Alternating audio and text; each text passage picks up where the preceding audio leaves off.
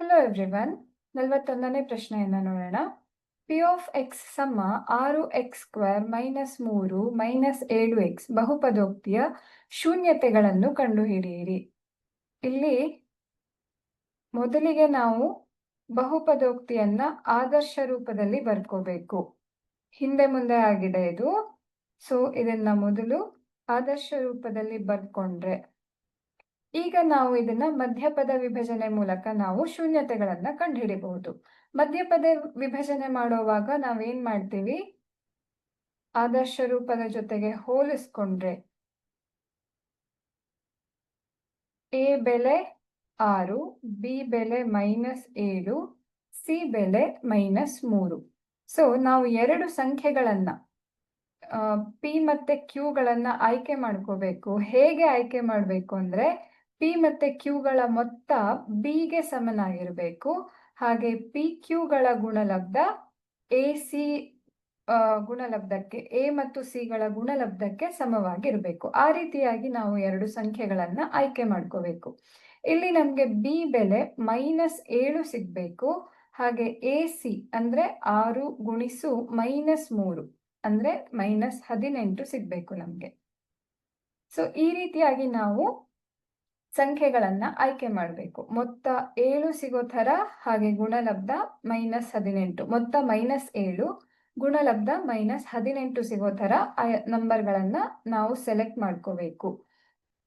So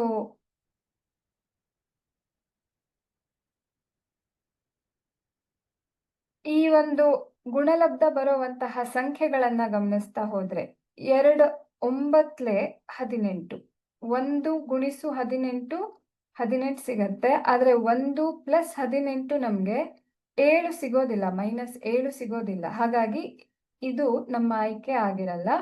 ಇನ್ನು 2 ಮತ್ತೆ 9 ನೋಡಿದ್ರೆ -2 ಗುಣಿಸು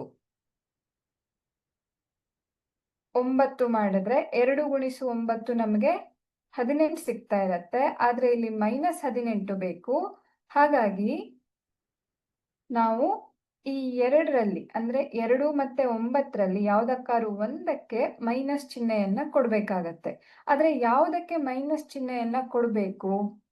ಈ ಎರಡು ಸಂಖ್ಯೆಗಳ ಮೊತ್ತ 2 ಮತ್ತೆ 9ರ ಮೊತ್ತ ನಮ್ಗೆ -7 ಸಿಗ್ಬೇಕು. ಇವೆರಡರ ಗುಣಲಬ್ಧ -18 ಸಿಗ್ಬೇಕು. ಸೊ ನಾವು ಯಾವಾಗ್ಲೂ ದೊಡ್ಡ ಸಂಖ್ಯೆ ಹಿಂದಿನ ಚಿಹ್ನೆಯನ್ನ ನಾವು ಮುಂದಕ್ಕೂ ತಗೊಂಡು ಹೋಗೋದ್ರಿಂದ ಇಲ್ಲಿ 9ರ ಹಿಂದೆ ನಾವು ಮೈನಸ್ ಚಿಹ್ನೆಯನ್ನ ಕೊಡ್ಬೇಕು, 2ರ ಹಿಂದೆ ಪ್ಲಸ್ ಚಿಹ್ನೆ. ಆಗ +2 ಪ್ಲಸ್ -9 ಮಾಡಿದ್ರೆ ನಮ್ಗೆ -7 ಸಿಗತ್ತೆ. ಹಾಗೆ +2 ಗುಣಿಸು -9 ಮಾಡಿದಾಗ -18 ಸಿಗತ್ತೆ. ಸೊ ನಾವಿದನ್ನ ಈ ಒಂದು ಬಹುಪದೋಕ್ತಿಯನ್ನ ವಿಭಜನೆ ಮಾಡಿ ಬರೆದ್ರೆ 6x² ಮೈನಸ್ +2x -9x -3. ಈ ಮಧ್ಯಪದವನ್ನ ಮಾತ್ರ ನಾವು ವಿಭಜನೆ ಮಾಡ್ತಾ ಇದ್ದೀವಿ ಈ ರೀತಿಯಾಗಿ.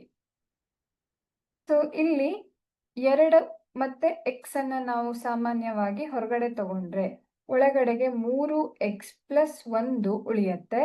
ಅದೇ ರೀತಿ ಇಲ್ಲಿ -3 ನಾವು ಆಚೆ ತಗೊಂಡ್ರೆ 3x + 1 ಬ್ರಾಕೆಟ್ ಒಳಗಡೆ ಉಳಿಯತ್ತೆ. ಸೊ 2x - 3 ಹಾಗೆ 3x + 1 ಇವೆರಡು ನಮಗೆ ವಿಭಜನೆ ಆದ ನಂತರ ಸಿಗುವಂತಹ ಪದಗಳು. ಇಲ್ಲಿ x ಗೆ ನಾವು ಬೆಲೆಯನ್ನ ಕಂಡುಹಿಡಿದಾಗ +3/2 ಅಂತ ನೋಡ್ತೀವಿ. ಅದೇ ರೀತಿ ಇಲ್ಲಿ -1/3.